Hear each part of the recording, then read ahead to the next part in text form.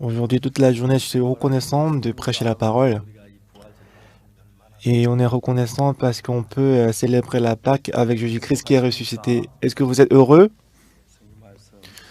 Nous allons lire la parole. Nous allons lire Marc.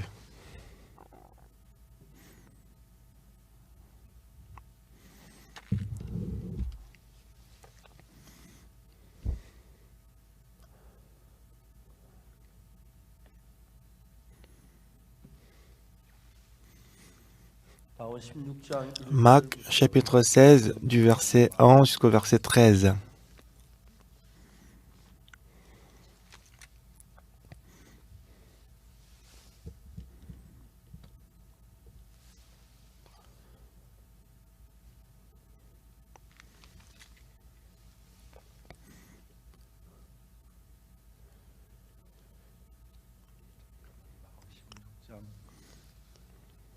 Marc chapitre 16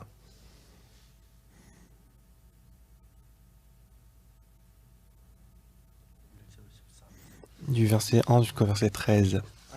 Lorsque le sabbat fut passé, Marie de Martha, Marie, mère de Jacques, et Salomé achetèrent des aromates afin d'aller embaumer Jésus.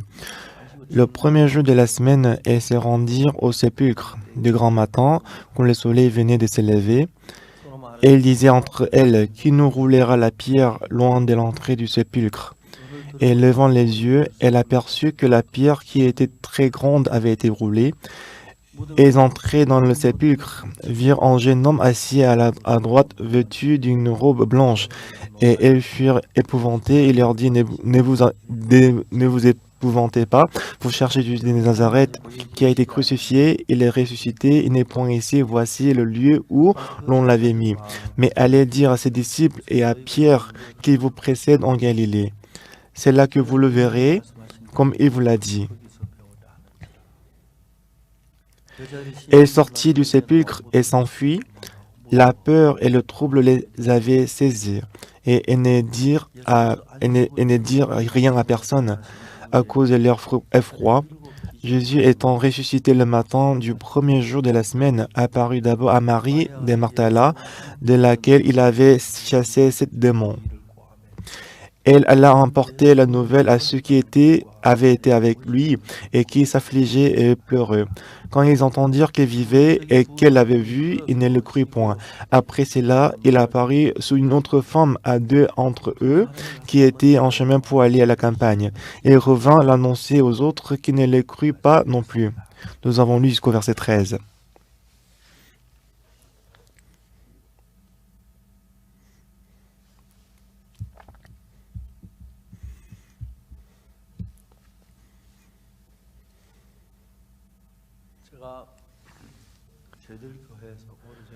Dans mon église, il y a longtemps, il y avait une jeune dame qui est venue dans mon église. Elle était grosse.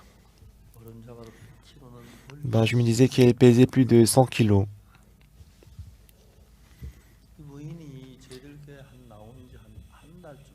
Et, ça fait moins d'un mois qu'elle est venue dans l'église.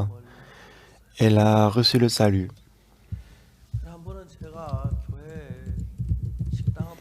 Et une fois, j'ai passé le restaurant de l'église, elle m'appelait pasteur, pasteur. Et je lui ai demandé pourquoi. Elle m'a dit, écoutez-moi, écoutez-moi, écoutez mon histoire. Elle m'a raconté son passé.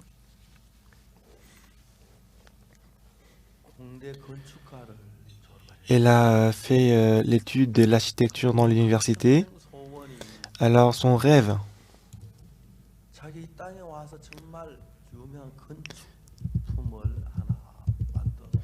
et elle voulait faire une œuvre d'architecture célèbre.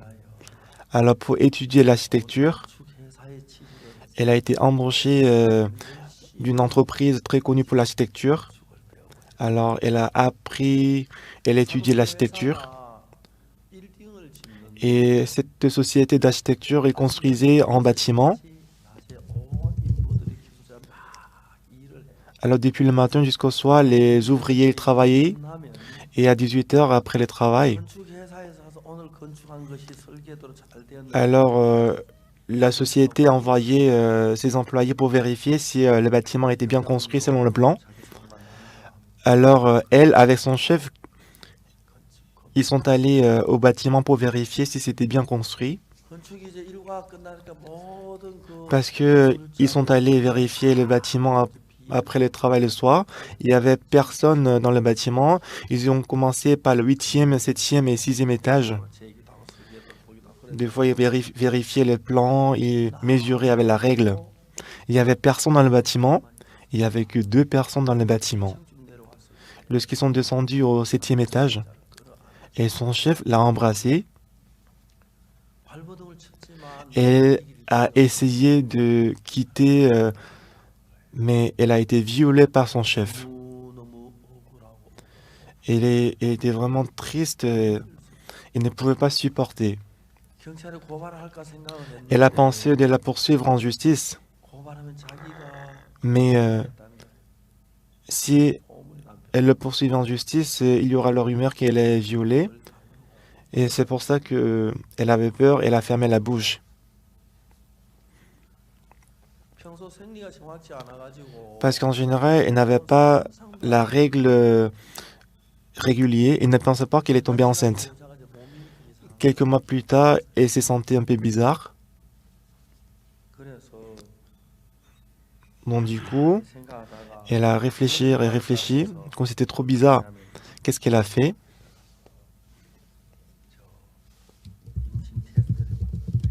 Elle a testé la grossesse et elle s'est rendue compte qu'elle était enceinte.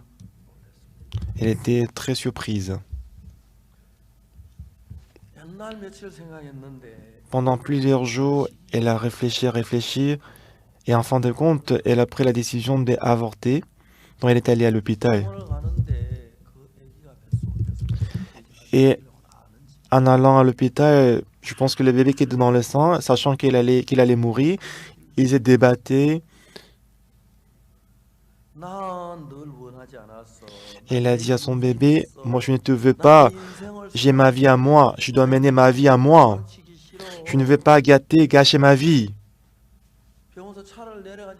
Alors elle est descendue de la voiture, elle est entrée dans l'hôpital. Mais le bébé, il s'est débattu. Donc, et en pleurant, elle est retournée à la maison. Et pendant plusieurs jours, elle a réfléchi et réfléchi. Et en réfléchissant, un jour, elle a pris la décision dans son cœur que, oui, je ne peux pas te tuer, mon bébé. Je vais t'accoucher.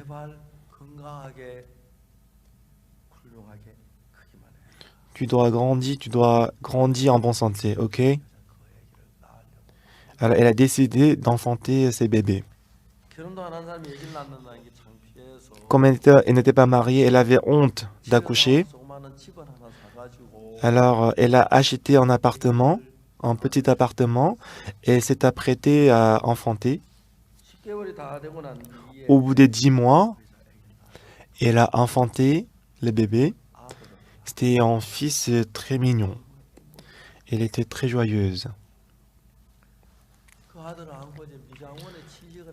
Elle a pris dans ses bras le bébé. Elle était embauchée dans un salon de coiffure.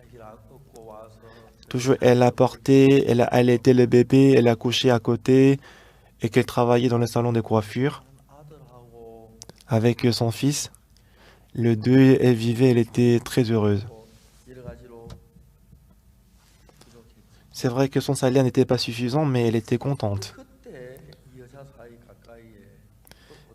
Mais autour d'elle, il y avait un monsieur qui s'est approché d'elle. Il était très gentil avec elle et il a dit, Madame, c'est pas la peine de souffrir. Pourquoi vous souffrez autant? Alors, elle a fait semblant comme si elle n'écoutait pas. Mais comme elle était proche avec ces messieurs, elle était reconnaissante. Elle a mangé un jour avec lui. Et en mangeant avec lui, et il a dit sérieusement, Madame, je suis vraiment désolé quand je te vois. C'est pas la peine de souffrir, mais pourquoi vous souffrez la vie? Et elle était très reconnaissante. Et elle a demandé qu'est-ce que je dois faire alors. Il a demandé est-ce que vous avez de l'argent. Il a dit il faut investir ton argent pour ma société. On va te donner beaucoup d'intérêts. Avec cet intérêt-là, tu peux vivre dans la richesse. Donc elle est allée à la banque. Alors elle a hypothéqué la maison et elle a fait un prêt et qu'elle a donné cet argent au monsieur. Alors le monsieur il a calculé pendant un moment. Il a dit tous les 5 du mois, je vais envoyer par virement les intérêts. Les intérêts c'était beaucoup, ce qui fait qu'elle a pensé qu'elle allait payer le prêt, la dette, qu'elle allait vivre dans la richesse. Mais le monsieur, ces jours-là, après qu'il a pris cet argent, il s'est enfui à l'étranger. Non, c'est pas possible qu'il s'est enfui. Non, c'est pas possible. Non, c'est pas possible. Elle a dit non, c'est pas possible. Pendant un mois, il ne pouvait pas le contacter. Donc maintenant, voilà, elle a perdu l'argent.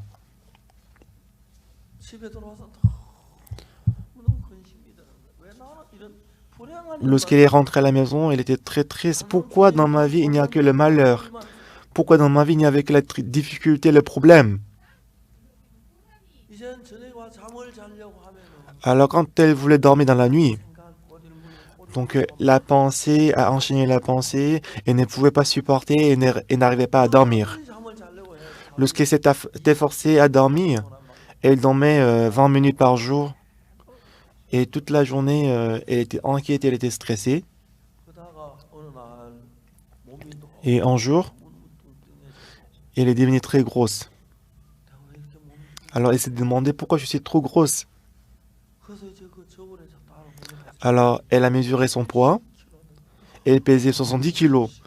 Ouh là là, j'ai pesé 70 kilos. Et après 90 kilos, 80 kilos, 90 kilos, après 100 kilos, 110 kilos.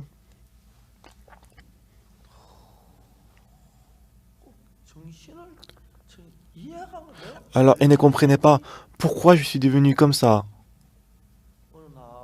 Un jour, cette dame, elle a dit pourquoi dans ma vie il n'y a que le malheur? Pourquoi il n'y a pas de bonheur dans ma vie? Alors quel malheur est-ce que je vais encore rencontrer dans ma vie? Alors elle a envoyé son fils à ses parents. Alors elle a fermé la porte à clé. Et ensuite elle a sorti le couteau. Elle a appris que si elle coupe l'artère, elle va mourir. Elle a essayé de couper l'artère. Elle était couverte du sang. Et après, elle a perdu la conscience, elle était tombée. Mais son père, qui ne venait pas, qui ne venait pas souvent à sa maison, la porte était fermée à clé. Donc il a frappé la porte, mais il n'y avait personne qui répondait. Il a cassé la fenêtre. Quand il est entré dans l'appartement, il a vu sa fille qui était tombée, qui était sur le point de mourir. Il a appelé l'ambulance. En fait, elle devait couper l'artère, mais au lieu de couper l'artère, elle a plutôt coupé les nerfs, ce qui fait que sa main gauche, elle ne pouvait plus faire bouger sa main gauche. Alors, elle est allée dans un grand magasin pour rencontrer un manager. Elle a raconté sa situation. Elle a demandé de lui donner le travail. Mais comme elle ne pouvait pas utiliser la main gauche, elle ne pouvait rien faire avec la main droite. Alors le manager, ayant pitié d'elle, il dit qu'il y a beaucoup de cartons dans le grand magasin, il faut les ranger.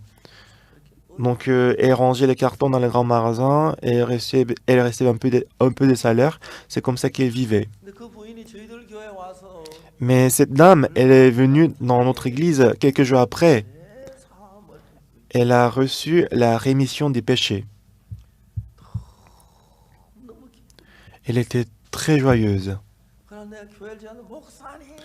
Quand je suis allé à l'église, elle m'a appelé pasteur, pasteur. Je lui dis pourquoi? Pasteur, venez écouter mon histoire. Donc j'ai écouté son histoire.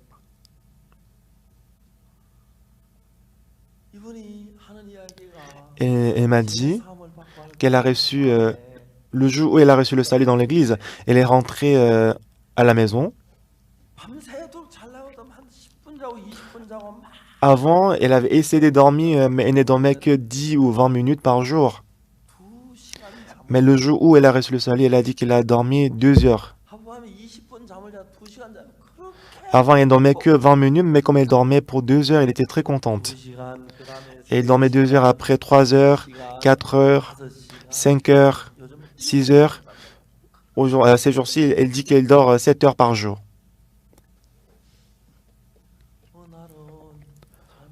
Un jour, elle est venue et m'a dit, pasteur, écoutez mon histoire.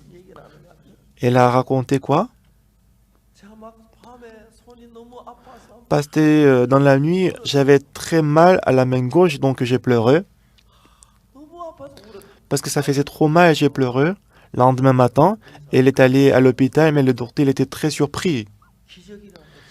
Il a dit que le miracle s'est passé. Il a dit que le nerf qui était coupé s'était connecté, qu'elle peut utiliser la main gauche. Dans sa vie, je voyais que Dieu travaillait dans sa vie. Une fois, elle m'a appelé, elle dit, pasteur, aujourd'hui, est-ce que vous pouvez venir chez moi pour la cellule, la réunion de cellules? Donc, je suis allé chez elle.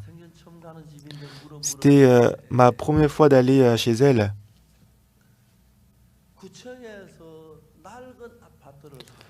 La mairie de l'arrondissement, ils ont acheté les anciens, les appartements, les vieux appartements et qu'il a donné aux pauvres. Et au départ, elle a tiré au sort et qu'elle a trouvé un appartement au sous-sol. Mais la personne qui avait choisi le deuxième étage, il ne venait pas, ce qui fait qu'elle a reçu l'appartement du deuxième étage. Elle était très reconnaissante, elle a pleuré et on a fait la réunion des cellules. Elle était très contente pendant la réunion. Jésus-Christ, il est Dieu Tout-Puissant. C'est Jésus-Christ, il est mort sur la croix, il nous a donné le salut. Si on reçoit le salut, on devient un avec Jésus-Christ. Une fois, pasteur, dans l'église, elle m'appelait pasteur, pasteur. Ben, j'ai dit, pourquoi encore, pourquoi? Pasteur, pasteur, j'ai perdu 10 kilos.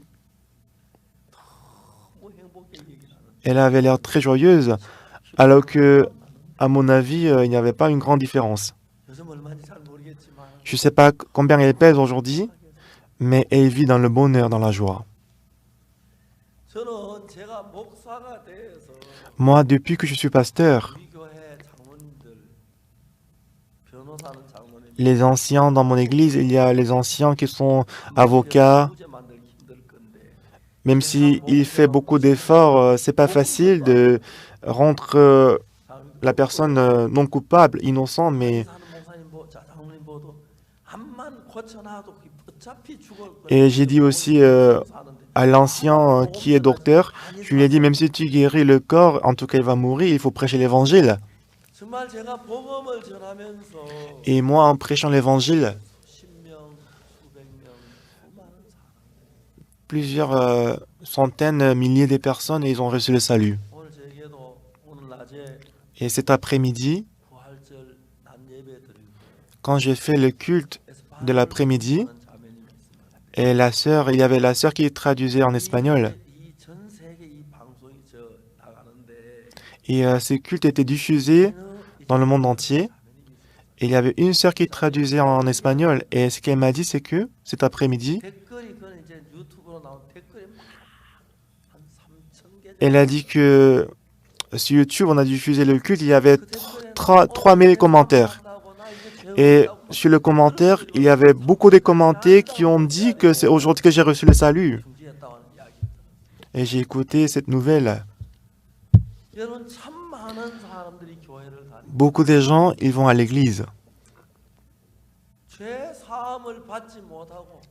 Et sans recevoir le salut, il y a beaucoup de gens qui vont à l'église sans recevoir le salut. Comme je vous ai dit cet après-midi, Jésus-Christ a été livré pour nos offenses et qu'il est ressuscité pour notre justification. Et ce soir, nous avons lu Marc. Donc, en lisant Marc, j'étais très reconnaissant devant Dieu. Parce que ça nous manifeste, ça nous montre le cœur de l'homme. Je suis vraiment comblé de joie. Ici, Jésus-Christ est né, et pendant qu'il était dans ce monde,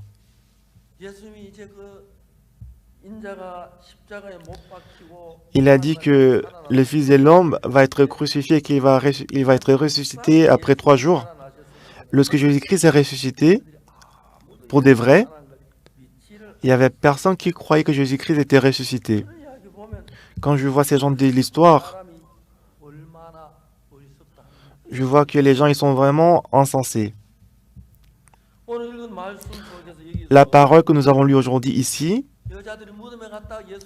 les femmes, elles sont allées au tombeau et elle a dit que Jésus-Christ est ressuscité, mais personne ne croyait. Mais si vous voyez verset 12, qu'est-ce qui est écrit dans le verset 12? Après cela, il est apparu sur une autre femme à 2 d'entre eux qui étaient en chemin pour aller à la campagne. Il revint l'annoncer aux autres qui ne les crurent pas non plus. Enfin, il apparut aux 11 pendant qu'il était à table. Il leur reprocha leur incrédulité et la dureté de leur cœur parce qu'ils n'avaient pas cru ce qu'ils avaient vu ressusciter.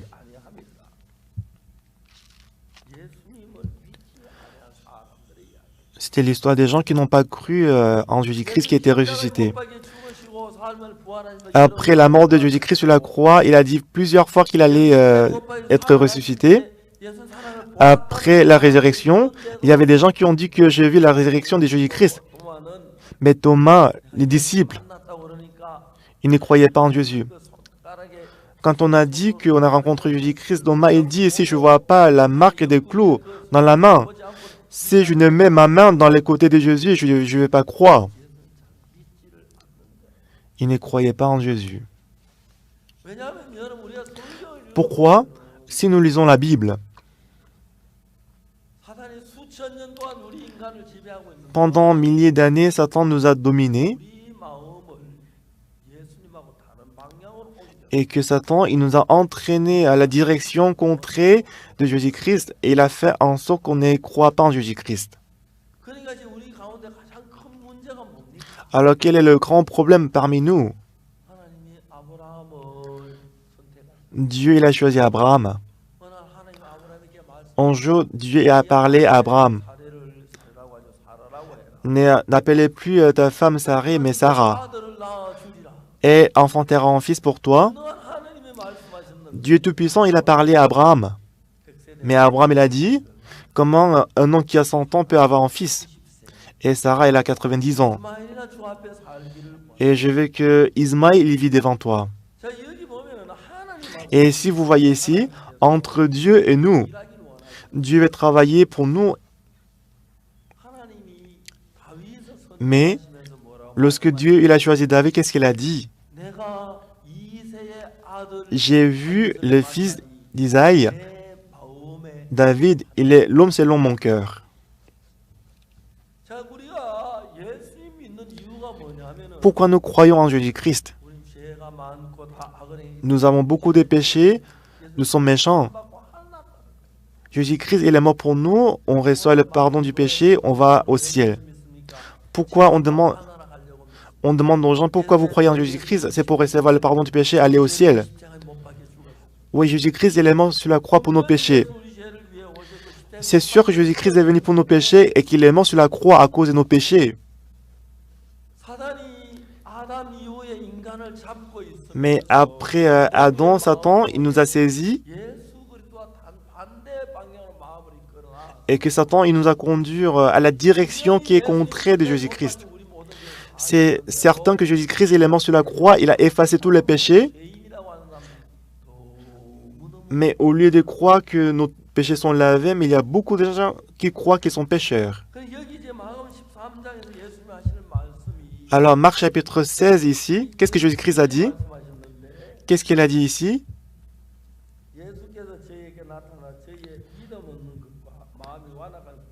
Verset 14. Enfin, il apparut 11 pendant qu'il était à table. Il leur reprocha leur incrédulité et la dureté de leur cœur. Même si ils ont dit qu'ils ont vu la résurrection de Jésus-Christ, mais ils ne croyaient pas en Jésus. Donc, comme je vous ai dit ce matin,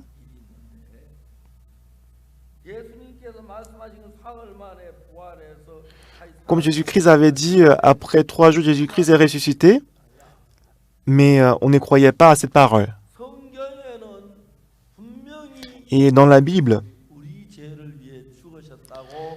il est écrit que Jésus-Christ est mort pour nos péchés. C'est écrit dans la Bible. Jésus-Christ a été crucifié, il a reçu la punition à notre place et qu'il a effacé tous nos péchés. C'est ce que dit la Bible. Mais aujourd'hui, d'innombrables personnes qui vont à l'église, ils disent qu'ils sont pécheurs.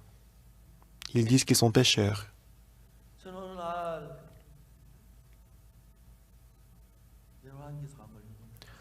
Un jour, j'ai lu en roi, j'ai lu en Samuel, j'ai lu l'histoire de Saül, le roi Saül. Dieu a choisi Saül. Si on voit en Samuel, on joue à travers le prophète Samuel, il a parlé, il a dit à Saül. Nous allons voir en Samuel chapitre 15.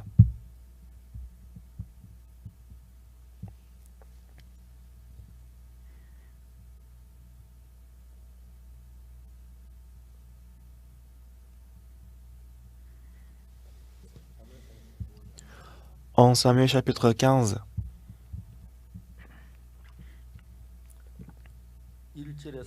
verset 1, Samuel dit à Saül, « C'est moi que l'Éternel envoya pour t'oindre roi sur son peuple, sur Israël. Écoute donc ce que dit l'Éternel.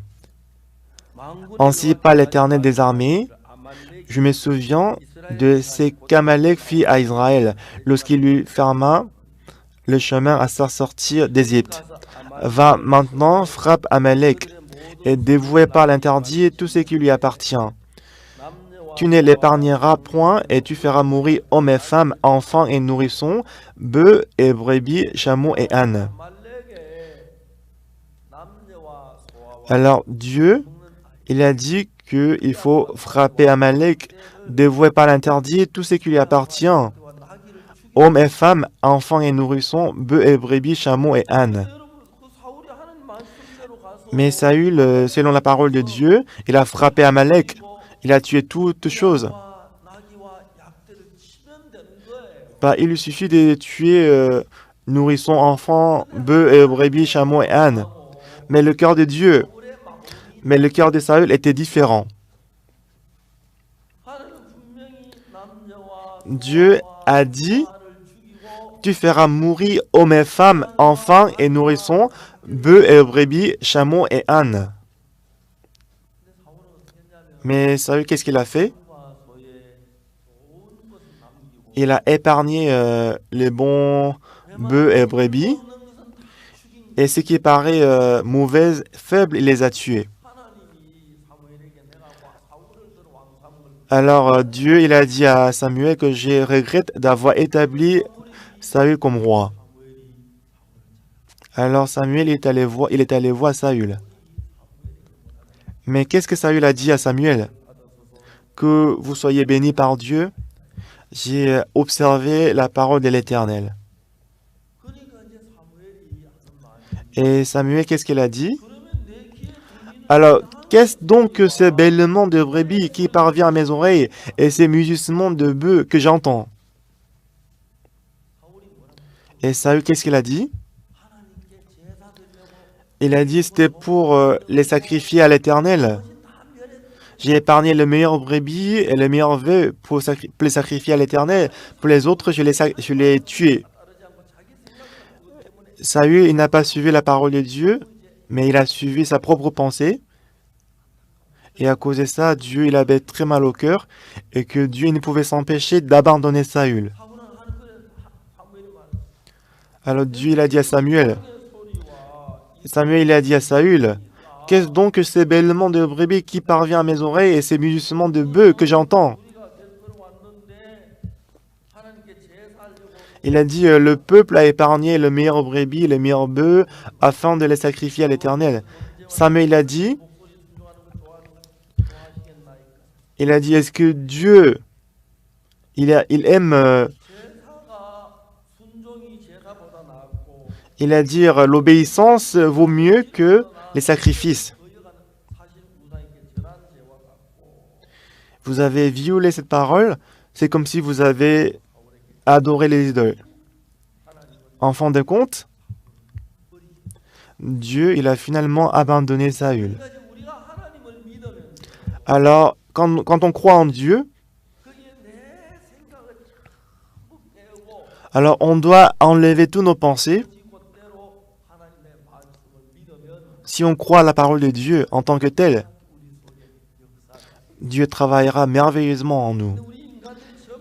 Mais les hommes, ils ne font pas comme ça devant Dieu, en suivant leurs pensées. Et quand les gens ils font comme ça, Dieu il est très triste. J'ai causé avec beaucoup de gens qui vont à l'église. Je leur demande, est-ce que vous croyez en Dieu? Il dit, ça fait 15 ans que je crois en Jésus-Christ. Et je leur demande, est-ce que vous avez le péché? Bien sûr, j'ai le péché. Mais qu'est-ce que la Bible dit? On est tous comme des brebis, perdus, errants comme des brebis. Mais l'Éternel a fait retomber sur lui les iniquités de nous tous. C'est ce qu'il a dit. Il a fait retomber sur Jésus les iniquités de nous tous. Si on voit Ésaïe chapitre 53, il dit, Jésus-Christ, il était blessé pour nos péchés, brisé pour nos iniquités. Le châtiment qui nous donne la paix est tombé sur lui et c'est par ses meurtrissures que nous sommes guéris. Et dans le verset 6, qu'est-ce qui est écrit? Nous étions tous errants comme des brebis. Chacun suivait sa propre voie et l'Éternel a fait retomber sur lui l'iniquité de nous tous.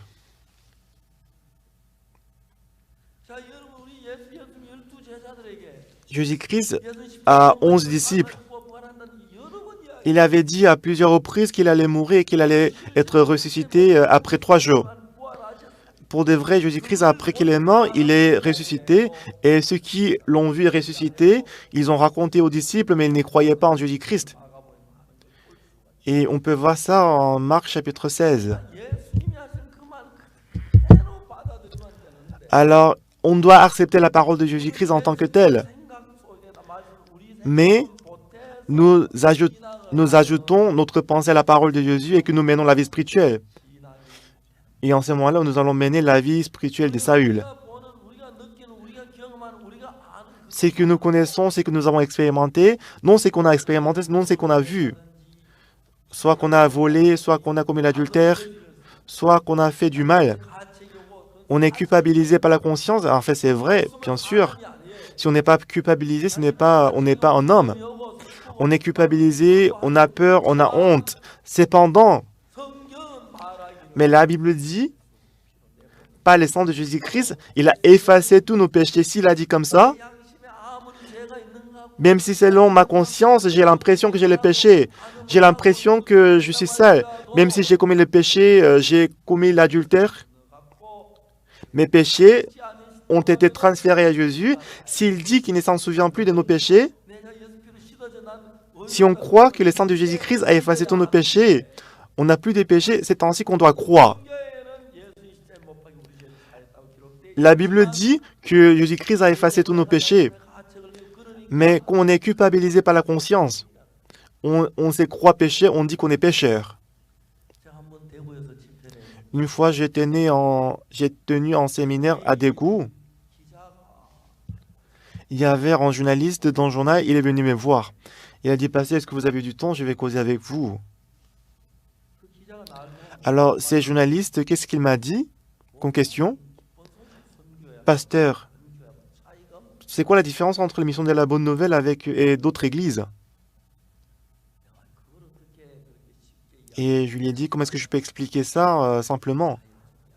Mais il m'a dit quand même, expliquez-moi les différences entre votre église et d'autres églises. Mais j'ai dit, c'est dur, c'est difficile. Mais il m'a dit, quand même, expliquez-moi. Et je lui ai demandé, est-ce que vous allez à l'église? Et il dit non. Il n'est jamais allé à l'église. Et je lui ai demandé, est-ce que vous avez entendu parler que Jésus-Christ il est mort sur la croix? Et vous savez pourquoi il est mort? Il a dit, bah, j'ai entendu que Jésus-Christ est mort pour nos péchés. Ah oui, c'est bien. Oui, c'est ça.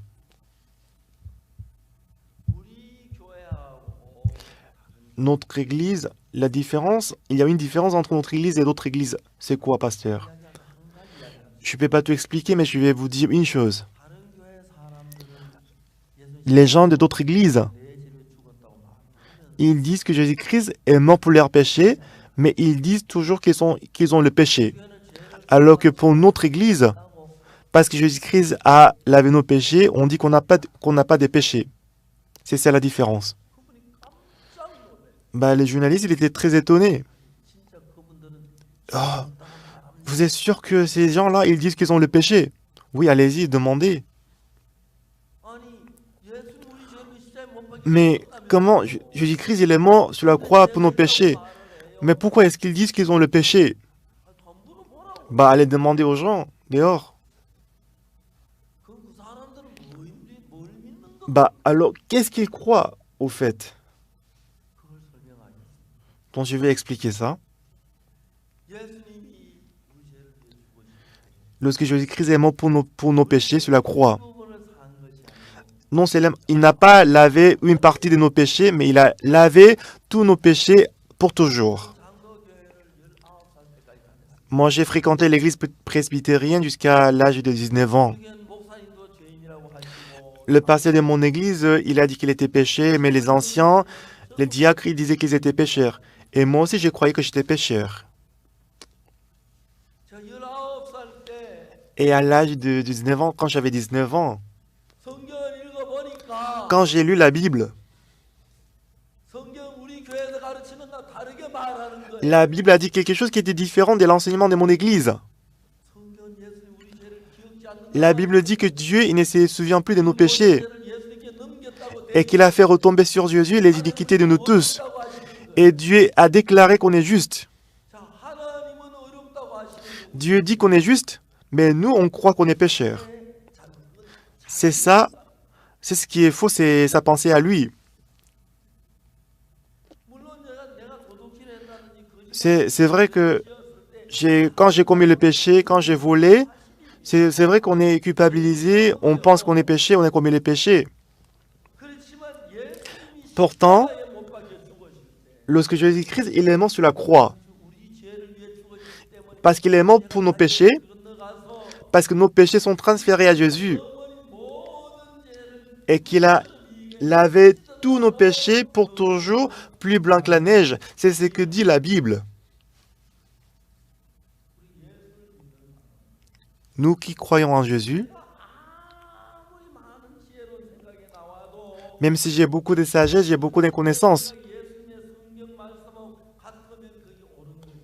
bah, si ma sagesse est pareille que la parole de Dieu, c'est bien. Mais si c'est différent de la parole de Dieu, c'est faux. C'est pourquoi dans la Bible, qu'est-ce que dit la Bible? La Bible dit que le sang de Jésus-Christ sur la croix a lavé tous nos péchés. Saül, lorsqu'il a détruit les Amalécites, Dieu avait dit « Fais mourir hommes et femmes, brebis et bœufs, et chameaux et ânes. » Saül, pensant qu'il avait obéi à la parole de Dieu, il a tué le brebis, le bœuf, mais il a épargné le meilleur brebis, le meilleur bœuf. Il ne les a pas tués.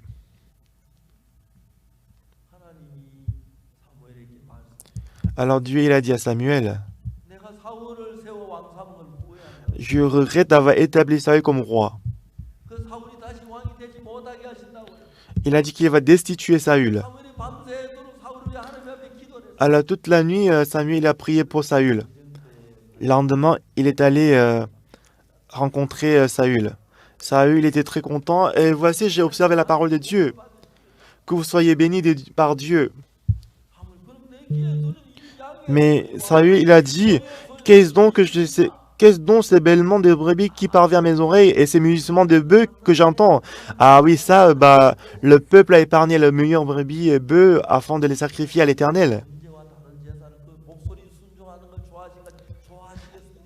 Il a dit, est-ce que l'Éternel trouve-t-il du plaisir dans les holocaustes et les sacrifices?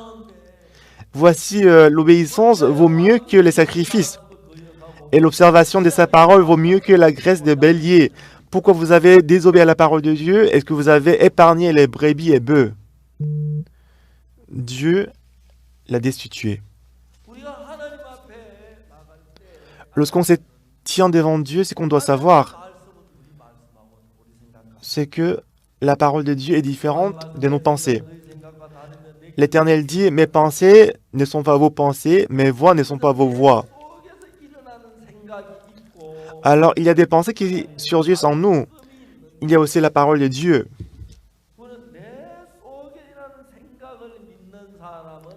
Les gens qui croient à leurs pensées qui surgissent dans leur cœur, ils croient en eux-mêmes. Quelles que soient leurs pensées, quand ils acceptent la parole de Dieu, ils croient en Dieu. Alors, les gens qui croient en Dieu, quel que soit en dépit de leurs pensées, ils se concentrent sur la parole et qu'ils croient à la parole de Dieu. Cette personne-là, il croit en Dieu. Mais les gens, ils ont cru à leurs pensées plus que la parole de Dieu. En jeu, Dieu il a appelé Abraham, Abraham, tu n'appelleras plus Sarah, tu n'appelleras ta femme Sarah, mais Sarah. Elle deviendra la mère de multitudes de nations. Abraham, en riant, il a dit, comment un homme qui a 100 ans peut avoir un fils? Moi, je veux qu'Ismaël vive devant toi. On voit qu'ici, le cœur d'Abraham et le cœur de Dieu est différent. Alors, selon la chair, il voyait que sa femme était stérile et qu'il était avancé en âge. Comment est-ce que je peux avoir un fils? C'est pas possible.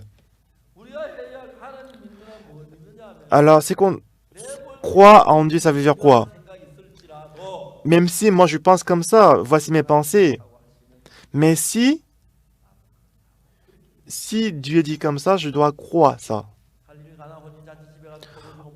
Aux noces de Cana en Galilée, il manquait du vin.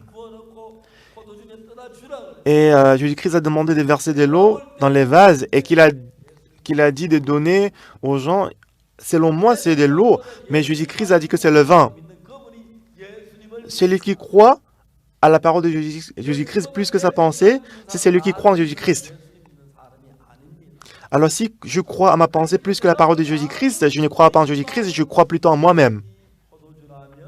Si Jésus-Christ dit que c'est le vin, c'est le vin, c'est vrai. Amen. Est-ce que vous comprenez? C'est ainsi qu'on doit croire en Jésus-Christ, en Dieu.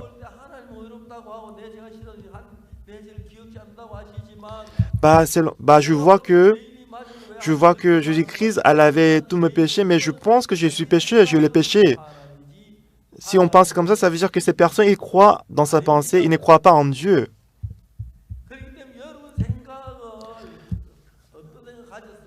C'est pourquoi, quand vous avez quelques pensées, il faut comparer vos pensées avec la parole de Dieu. Si vos pensées sont pareilles que la parole de Dieu, il faut l'accepter en disant Amen. Mais si c'est différent de la parole de Dieu, il faut l'abandonner, il faut accepter la parole de Dieu. C'est cette personne qui croit en Dieu. Quand j'avais 19 ans, j'allais à l'église très souvent, mais je disais que j'étais péché parce que j'ai commis beaucoup de péchés. J'avais volé beaucoup, je croyais que j'étais pécheur. C'était certain que j'étais pécheur. Mais la Bible dit que moi je suis juste. Mais la parole dit que je suis saint. La parole dit que je suis lavé. Selon moi, je suis pécheur. Mais Dieu dit que je suis juste. Ça veut dire que ma pensée a raison ou c'est la parole de Dieu qui a raison? Bien-aimé, est-ce que c'est votre pensée qui a raison ou la parole de Dieu qui a raison? C'est très très simple. Alors Dieu, il a dit à Abraham que tu vas avoir un fils, mais Abraham, il a dit comment une personne qui a 100 ans peut avoir un fils? Mais si, Romains chapitre 4, verset 18, il a cru contre l'espérance, en fait, il a changé son cœur. Ma femme, elle est très avancée en âge, elle est stérile, je suis trop vieux, je suis très avancé en âge, c'est ce qu'il disait. Mais il a changé son cœur. C'est vrai que je suis âgé, c'est vrai que ma femme, elle est stérile. Mais si Dieu me donne un fils, je peux avoir un fils. C'est comme ça qu'on doit croire, c'est ça, croire en Jésus-Christ. Et cet après-midi-là, avec le journaliste,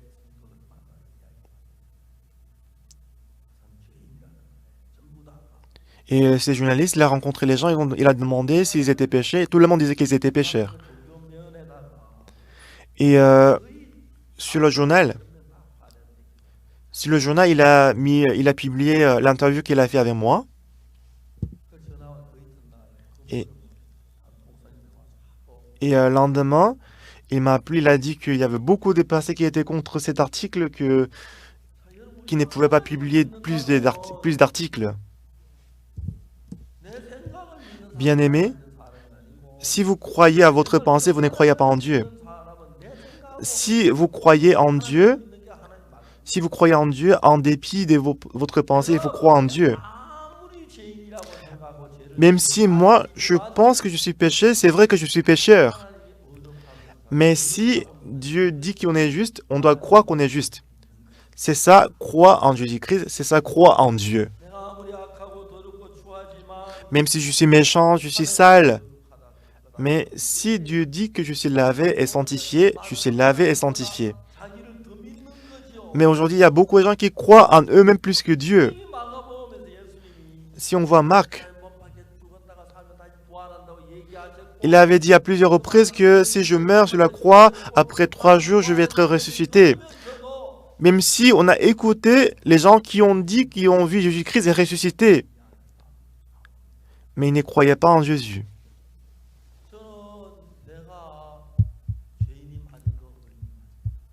Moi, je me demandais, est-ce que c'est vrai que je suis péché ou juste?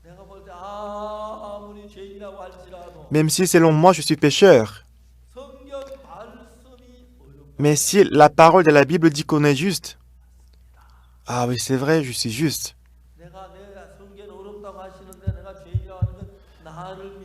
Si la parole dit que je suis juste et que moi je crois que je suis pécheur, ça veut dire que je crois en moi. Je ne crois pas à la parole de Dieu.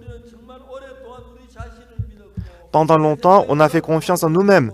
Pendant longtemps, on a pensé que ma pensée avait raison. Pendant longtemps, on a pensé qu'on avait raison. Mais ne croyez plus en vous-même. Mais la foi en Dieu doit être plus grande que la foi en vous-même. Nous allons lire un passage biblique. C'est 1 Corinthiens chapitre 6.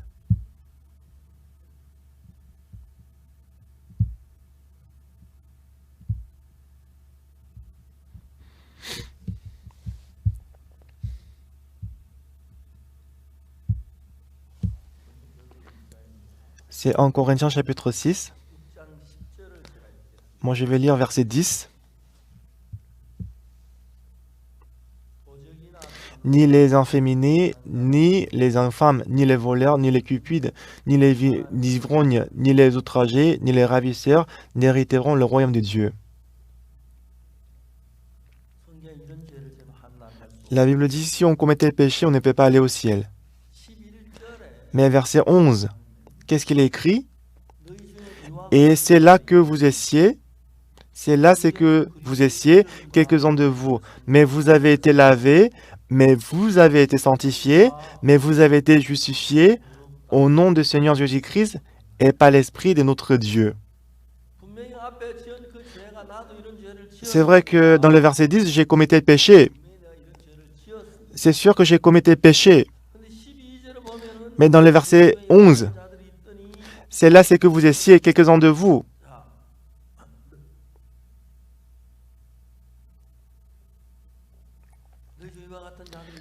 C'est là, c'est que vous essiez quelques-uns de vous, mais vous avez été lavés, mais vous avez été sanctifiés, mais vous avez été justifiés au nom du Seigneur Jésus-Christ et par l'Esprit de notre Dieu.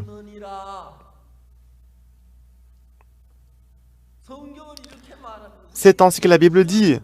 Nous avons commis tel péché. Et à cause de ces péchés, on ne peut pas hériter le royaume de Dieu. Et c'est là, c'est que vous essiez quelques-uns de vous. Mais, au nom du Seigneur Jésus-Christ et par l'Esprit de Dieu, vous avez été lavés, mais vous avez été sanctifiés, mais vous avez été justifiés.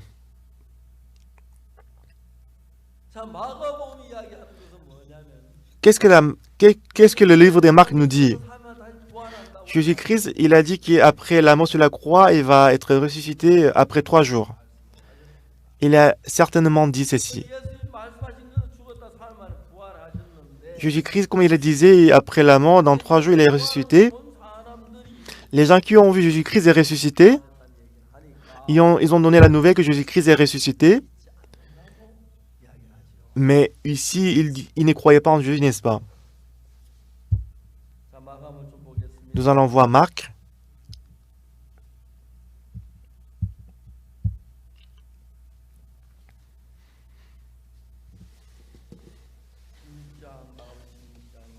Marc chapitre 16, verset 9. Jésus étant ressuscité le matin du premier jour de la semaine, apparut d'abord à Marie de Magdala, de laquelle il avait chassé 7 démons. Verset 10. Elle alla emporter la nouvelle à ceux qui avaient été avec lui et qui s'affligeaient et pleuraient. Verset 11. Quand ils entendirent qu'il vivait et qu'elle l'avait vu, ils ne le crurent point. Pourquoi ces gens, ils ne croyaient pas en Dieu? Parce que dans leur cœur, parce qu'ils croyaient que Jésus-Christ était mort sur la croix et qu'ils ne pouvaient pas accepter le fait que Jésus-Christ est ressuscité. Si on avait dit comme ça, ils devaient croire. Mais ils avaient la pensée que Jésus-Christ n'est pas ressuscité et ils croyaient à leur pensée. Aujourd'hui, beaucoup de gens, disant qu'ils croient en Jésus-Christ, plutôt que la parole de Jésus-Christ, ils croient à leur pensée. Si on voit Actes chapitre 13, verset 22, Actes chapitre 13, verset 22, nous allons chercher.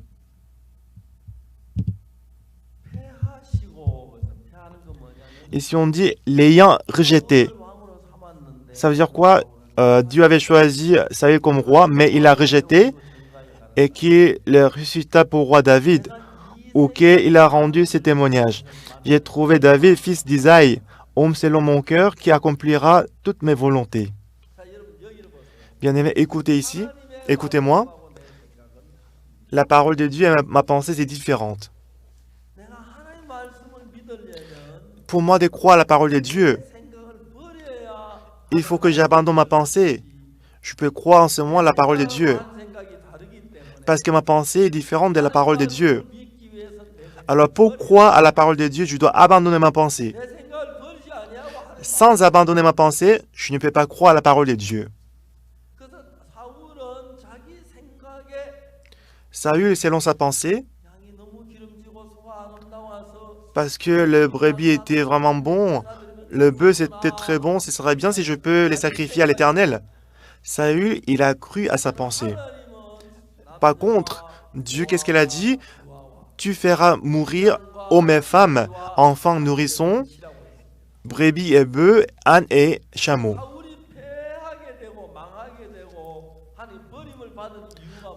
C'est quoi la raison pour laquelle Saül était abandonné et rejeté? Si Dieu dit de les tuer, il faut les tuer. C'était sa pensée à lui. Dieu a dit, tu feras mourir hommes et femmes, enfants et nourrissons, brebis et bœufs, chameaux et ânes.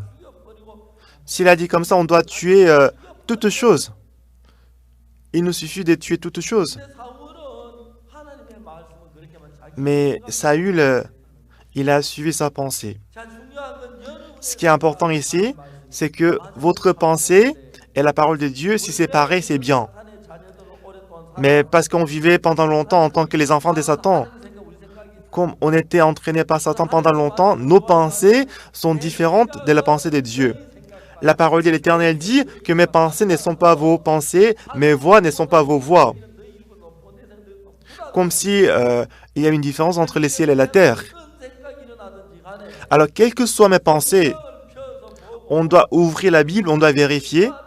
Quelle que soit ma pensée, on doit croire à la parole de Dieu. Celui qui croit à la parole de Dieu, c'est celui qui croit en Dieu. Au contraire, celui qui croit à sa pensée, il est celui qui croit en lui-même. Alors, selon moi, quel que soit le péché que j'ai commis, même si je pense que je suis pécheur, mais si Jésus-Christ dit qu'on est juste, on doit dire qu'on est juste. L'homme malade depuis 38 ans, pendant 38 ans, il était malade, il ne pouvait pas marcher. Mais si Jésus-Christ dit, lève-toi, prends ton lit et marche, il devait dire, oui, je vais marcher. À la piscine Bethesda, l'aveugle. Donc, si Jésus-Christ a demandé à l'aveugle de laver les yeux, il devait y aller pour laver les yeux. C'est sa croix en Dieu. Selon moi, j'ai commis beaucoup de péchés, j'ai pensé que j'étais pécheur. Selon moi, je suis pécheur. Mais qu'est-ce que Dieu me dit? Je suis pécheur, mais au lieu de croire ma pensée, mais si je crois à la parole de Dieu, c'est ça vraiment croire en Dieu. Aujourd'hui, beaucoup de gens, ils vont à l'église.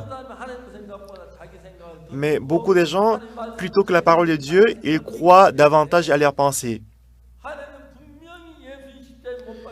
Dieu, à travers la mort de Jésus-Christ sur la croix, il a déjà dit qu'il a lavé tous les péchés plus blancs que la neige.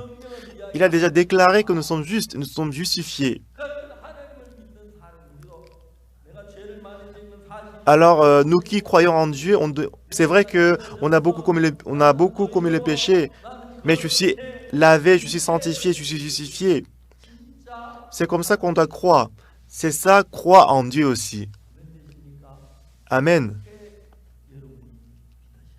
C'est ainsi que vous devez croire en Dieu. Mais aujourd'hui, malheureusement, beaucoup de gens, ils croient dans leurs pensées plus que la parole de Dieu. Même si la Bible dit que nos péchés sont lavés plus blancs que la neige, nos péchés sont effacés. Dieu dit que nos péchés sont lavés, ça veut dire que moi je suis lavé. Dieu m'a appelé juste, ça veut dire que moi je suis juste. C'est ainsi qu'on doit croire en Dieu. Mais beaucoup de gens, ils ne croient pas comme ça. Beaucoup de gens, ils croient, ils suivent leurs pensées. Ce n'est pas croire en Dieu. Une fois, je suis allé en Dominique.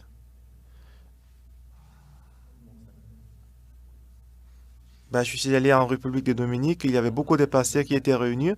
Et devant eux, je dis que je suis juste. Ils étaient tous étonnés. Mais pasteur, j'ai une question. Est-ce que je peux poser une question, pasteur? Allez-y.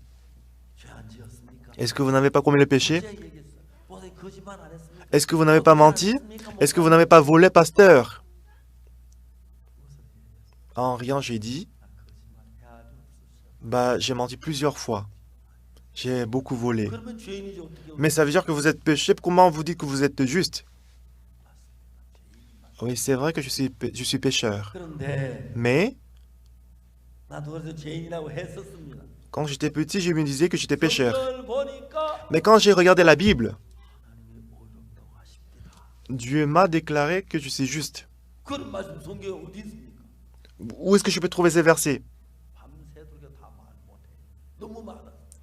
Bah, je ne peux pas tout dire parce que c'est vraiment beaucoup dans la Bible. En Corinthiens chapitre 6, verset 10.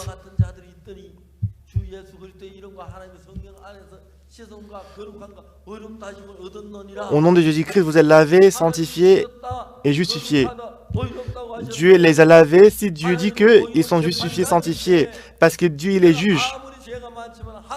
Même si j'ai beaucoup de péchés, mais si Dieu dit qu'on est juste, n'est-ce pas? Et les passés étaient très étonnés.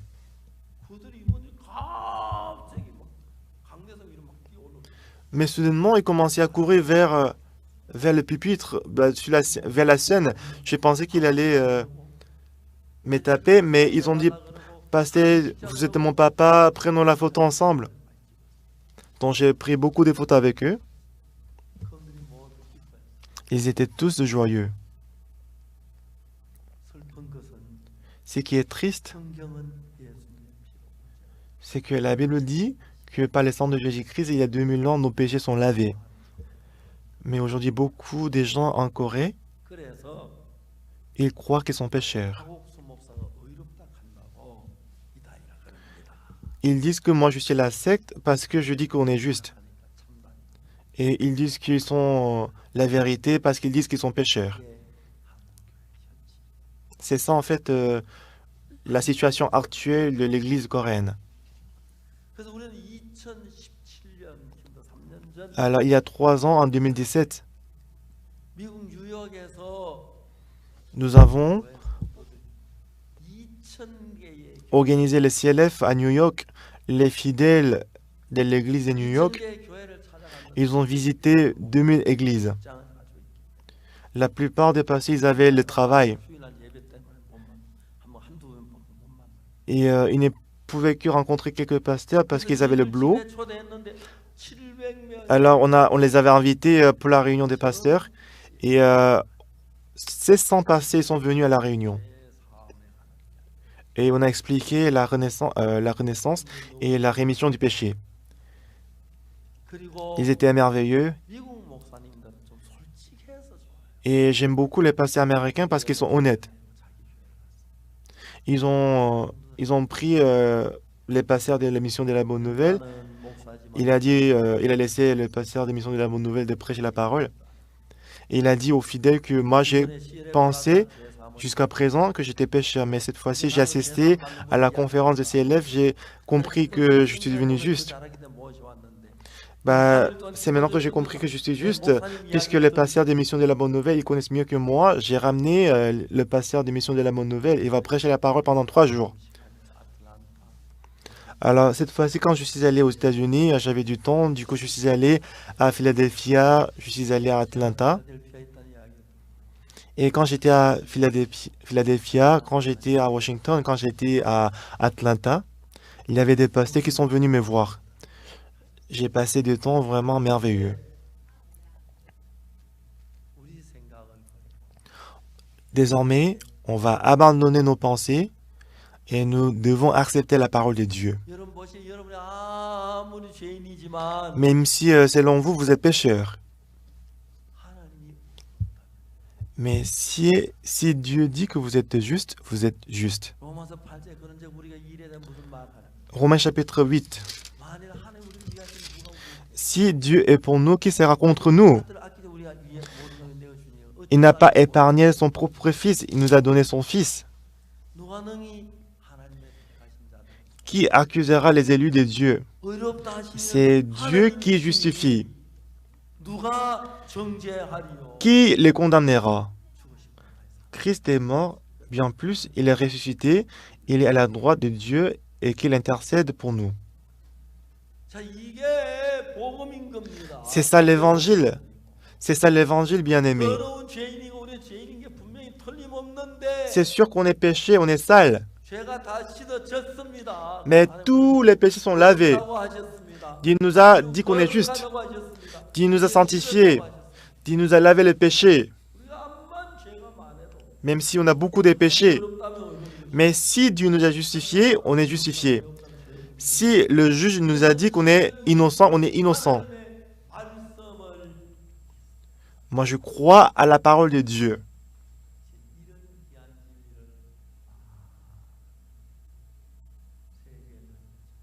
Moi, j'ai prêché cet évangile précieux dans le monde entier. Pendant 3 ans, 240 000 pasteurs, ils nous ont rencontrés, qu'ils ont reçu le salut. Quand je vais en Afrique, il y a 2000, 3000 pasteurs qui se réunissent. Toute la nuit, toute la journée, je prêche l'évangile. Ils sont contents, ils sont reconnaissants. Alors, désormais, l'église de Corée, je crois que l'église de Corée vont changer. Aujourd'hui, le culte d'ensemble de Pâques qu'on a tenu aujourd'hui était beaucoup médiatisé. Et on dit que plus de 2 millions de personnes, ils ont suivi notre culte en ligne. Mais je vous dis avec l'assurance que moi, je suis juste. Les passés ont demandé, passé, vous n'avez pas commis le péché, vous n'avez pas volé, vous n'avez pas menti. Comment vous dites que vous êtes juste? Oui, c'est vrai que je les ai commis, mais ce que je sais, c'est que Dieu m'a appelé juste. Si Dieu m'a appelé juste, je suis juste. Amen. Que vous soyez méchant ou sale, si Dieu nous a sanctifiés, on est sanctifiés. Alors, pendant la Pâque, parce que la pensée de l'homme est différente de la pensée de Dieu.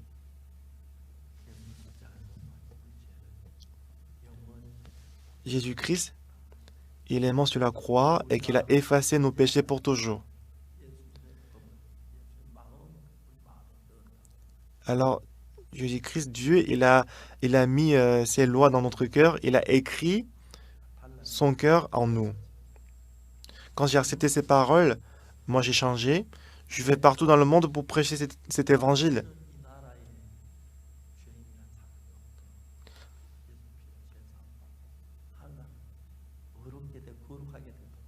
Alors, plus jamais dans ces pays, il n'y aura personne qui dise qu'ils sont pécheurs pour que tout le monde reçoive le salut. Comme je vous ai dit ce matin, la résurrection de Jésus-Christ, Jésus-Christ a été livré pour nos offenses et qu'il a été ressuscité pour notre justification. Jésus-Christ, il est mort sur la croix, il a payé notre salaire du péché, on est juste. Si Jésus-Christ nous a justifiés, on est justifiés. Oui, c'est vrai. Bien-aimés, j'espère que vous allez vivre avec cette foi. En ce moment-là, Jésus-Christ sera avec vous. Il va vous bénir dans tous les aspects. Depuis que j'ai reçu le salut, Dieu a travaillé puissamment en moi. Et je vois que beaucoup de fidèles dans notre Église sont bénis.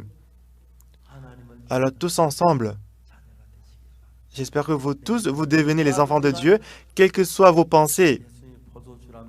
Si Jésus-Christ dit que c'est le vin, c'est le vin. Si Jésus-Christ dit qu'il est en train de dormir, il est en train de dormir. Si on croit à la parole de Jésus-Christ, on devient un avec Jésus-Christ. Dans votre vie, Jésus-Christ, il va se manifester, quel que soit le problème que nous rencontrons dans notre vie. Dieu va nous accorder la grâce. Alors aujourd'hui, je suis très heureux de pouvoir célébrer la Pâque avec vous.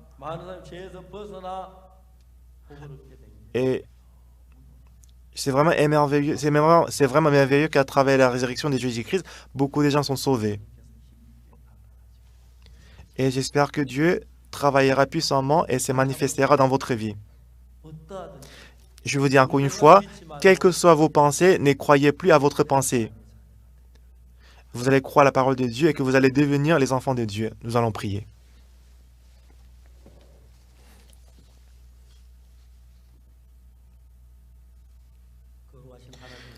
Éternel Dieu Tout-Puissant, nous te disons merci. On a commis beaucoup de péchés et qu'on était dignes d'être détruits. Mais tu nous envoies Jésus-Christ Et le sang de Jésus-Christ a lavé tous nos péchés.